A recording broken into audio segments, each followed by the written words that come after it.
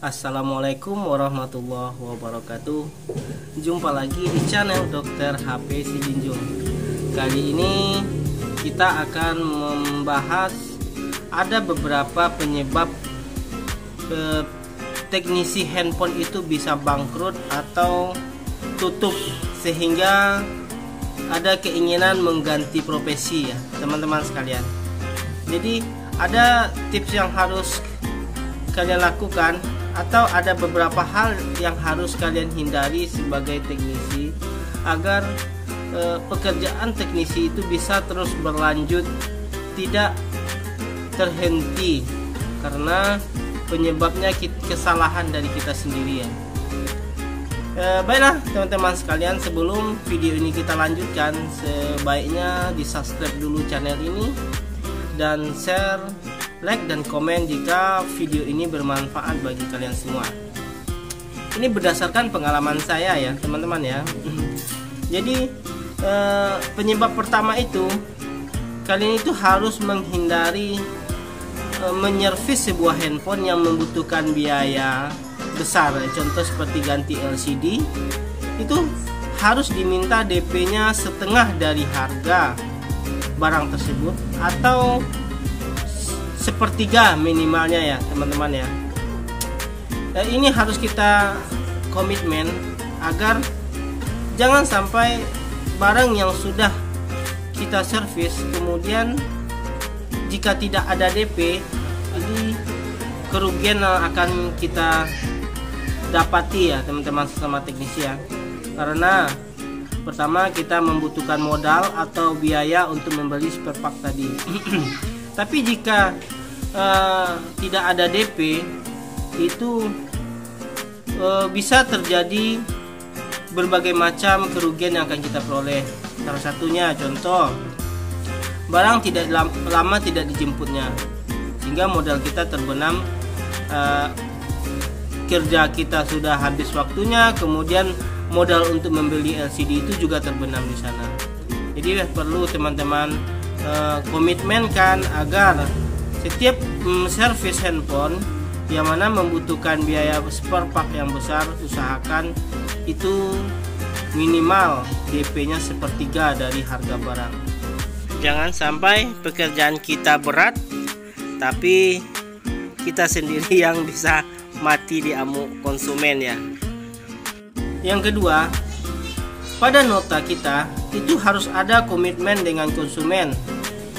Jika barang yang sudah selesai kita kerjakan, kemudian setelah kita konfirmasikan kepada konsumen dalam waktu 2 atau 3 bulan tidak dia jemput, itu akan menjadi tanggung jawab sepenuhnya dari si pemilik handphone tadi. Karena kenapa ya? Itu sering kejadian barang yang sudah kita servis itu terkadang tidak dia jemput, otomatis modal kita terbenam di sana. Kemudian resiko kerusakan ataupun kehilangan sangat besar sekali jika barang tersebut berada di tangan kita. Itu harus teman-teman sampaikan benar kepada konsumennya agar barang yang lebih dari 3 bulan jika hilang atau rusak itu bukan lagi tanggung jawab kita. Karena sering kejadian ya. Tetapi bagaimana juga ya, kita tetap harus menjaga barang konsumen tadi. Seperti saya itu ada yang sampai 1 tahun, 2 tahun itu nggak dijemput-jemput, kemudian udah 1 tahun, udah 2 tahun kemudian dia datang nanyakan, kadang barangnya sudah hancur. Bukan kita nggak jaga ya, karena kita servisan kadang ada sampai 21 hari. Jadi bayangkan saja teman-teman, jika 1 bulan itu kita kedatangan handphone sekitar 200 unit misalnya, nangkrak atau tidak dijemput separuh aja 100, bayangkan kebutuhan tempat kita yang harus kita siapkan, atau kerusakan pecah LCD nanti atau bengkak baterainya, itu sangat besar sekali dampaknya terhadap kita sebagai teknisi. Jadi harus benar-benar komit kepada konsumen, dalam 3 bulan kalau tidak dijemput barang tidak dalam tanggung jawab kami. Sehingga jika dalam waktu 3 bulan dia tidak menjemput, itu terjadi apa-apa itu bukan tanggung jawab kita lagi. ya seperti ini ya, tulis saja teman-teman. HP yang diservis tidak diambil dalam jangka waktu 2 bulan, hilang atau rusak bukan tanggung jawab kami. Jadi ini kita tampilkan pada nota servisan kita. Yang ketiga, hati-hati dalam mengerjakan handphone tua ya teman-teman ya. Handphone tua itu banyak permasalahan yang akan muncul jika kita tetap mengerjakannya. Bayangkan handphonenya handphone tua, harga misalnya cuma 200 sampai 300 ribu secondnya. Kita jika mengerjakannya, itu berapa waktu yang kita habiskan untuk mengerjakan. Setelah sukses, dan kita seberapa bisa meminta biaya kepadanya.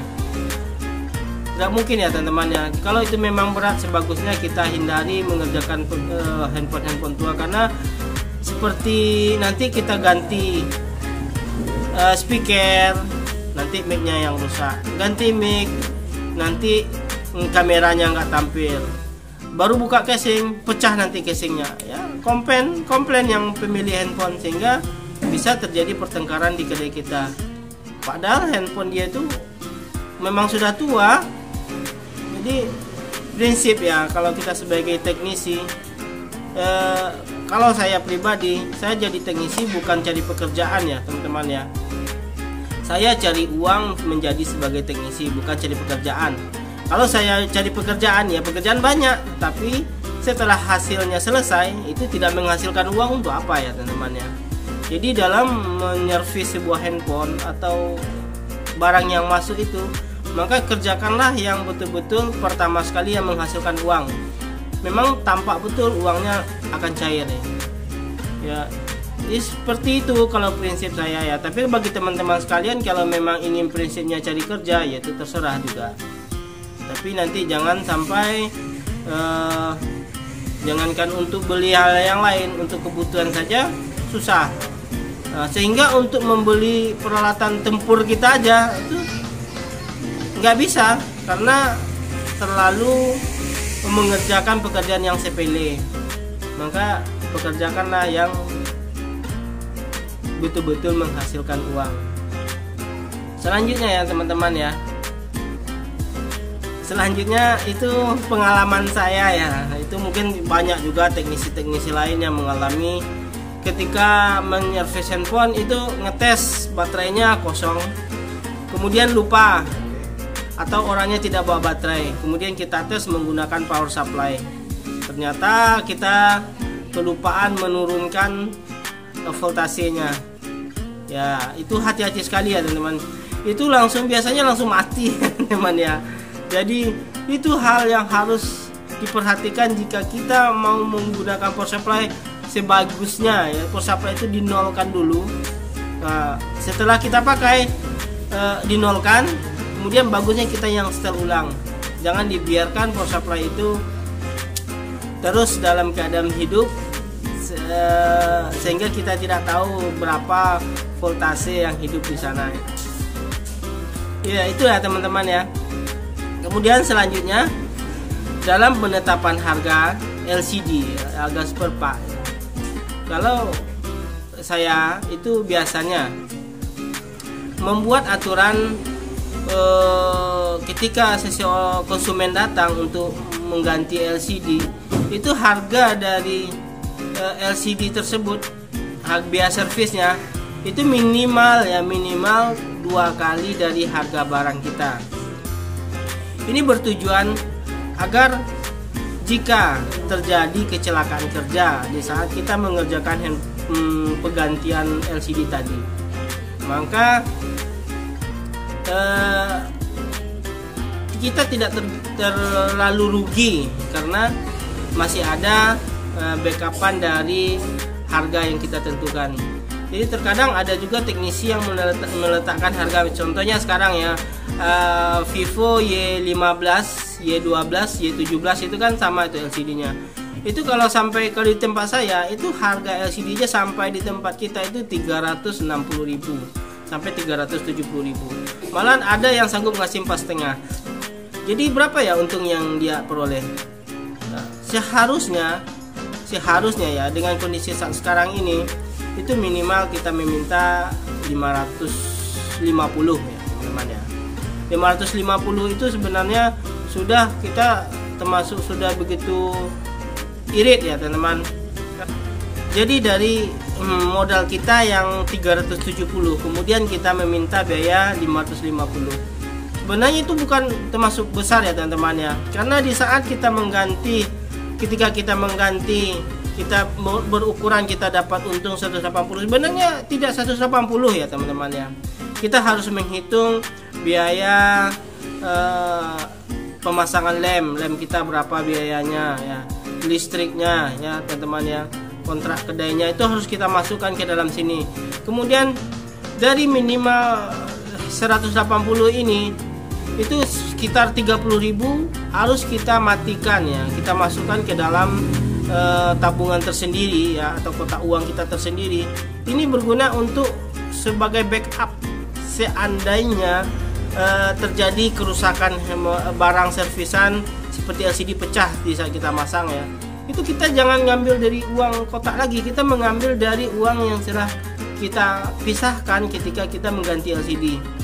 Jadi dari 180.000 itu yang bersihnya itu cuman 100.000 ya untuk kita ya, untuk 100.000. Sedangkan yang 80 itu kita gunakan untuk biaya yang lain yang harus kita perhitungkan. Kan di situ ada untuk pasang lemnya, itu beli. Kemudian listriknya. Apalagi kalau kayak saya itu bekerja teknisi yang mengerjakan. Kalau 180 itu misalnya teknisi saya kasih nanti misalnya pas 50-50 90, itu saya kasih 85.000 ya teman-teman ya, berarti dia 85 saya 85.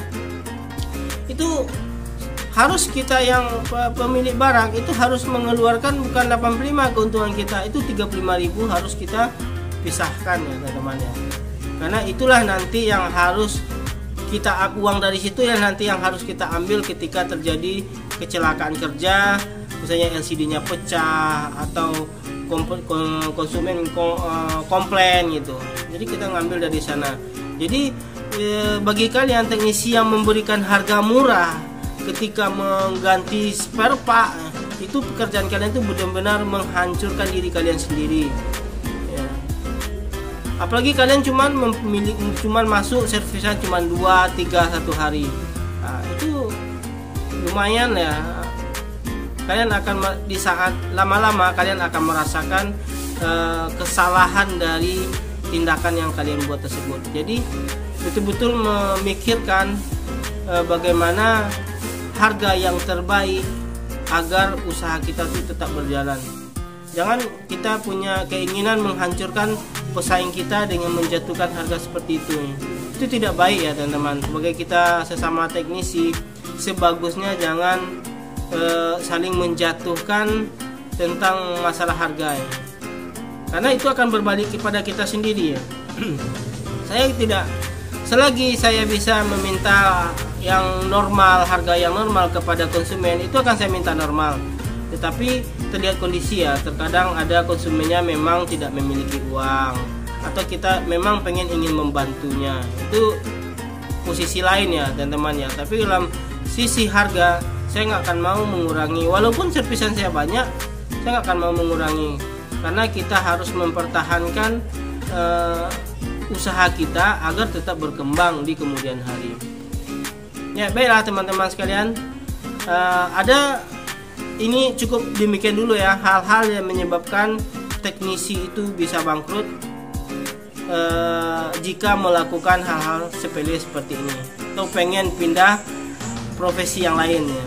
Padahal sebenarnya profesi sebagai teknisi handphone itu cukup lumayan menggiurkan ya. Nanti kalau sebenarnya kalau dibukakan seberapa penghasilan teknisi handphone itu lumayan bagus ya teman-teman. Tergantung bagaimana cara kita mengelola skill dan kemampuan kita tersebut. Cukup demikian dulu. Semoga video ini bermanfaat bagi kalian semua. Salam teknisi handphone. Assalamualaikum warahmatullahi wabarakatuh.